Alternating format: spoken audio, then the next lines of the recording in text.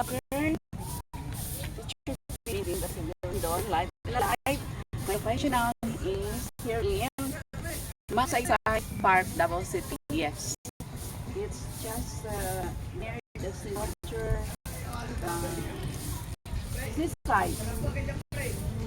It's a windy, very terrific place here. Spectacular place to unwind, to rejuvenate, and to revitalize with your roommate, with your schoolmates, with your classmates, friends, and family. You can have your picture perfect folks and folks here. And of course, vlogging. Right now, it's almost 4 o'clock in the afternoon, and I can experience, I can feel now the windy wind of the seawater, seaside, and it's here in Magsaysay Park. As I observed, there are already park movers now starting to build up here in Magsaysay Park, and some are already students are also having their performance output practice like dance number, the drama, or whatever that is being required by their teacher as a subject requirement question. So I'm here to realize and enjoy the creations of magnificent, terrific, spectacular, breathtaking to unwind here. There is no entrance fee, just get inside. It's open to the public. I love this spot most of Magsaysay Park, wherein you can enjoy the scenery. Yes, the blue water over there. And the construction coastal road is still going on this area. There are also bangkas over there. But I think we are not allowed to cross over there.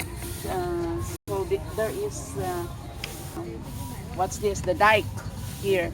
So just sharing you my a day in Davao City, making life to the fullest. A day in the life of the retired teacher.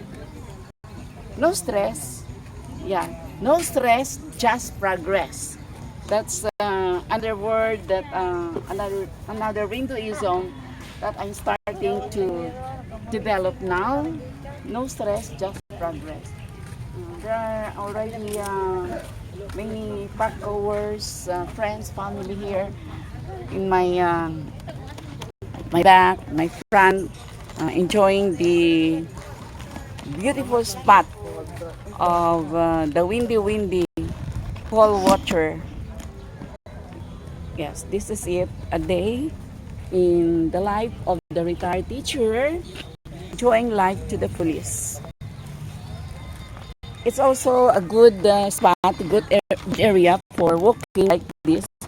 You can have your walking, and the people around will not also criticize you, and everyone you're free to unwind, to rejuvenate, to have your jogging, to have your walking exercise, as long as it is good scenery or a good view for the public. You're allowed to go here. And I would like to have my picture perfect there with the bangkas, the bato, but I think we are not allowed to cross over there. So let's just enjoy the scenery of the seaside, the coastal road here in Davao City. I love bangkas. Where the river of God flows, surely blessing overflows. Yes, there's water. I love water so much. Sea water, ocean water, ever water.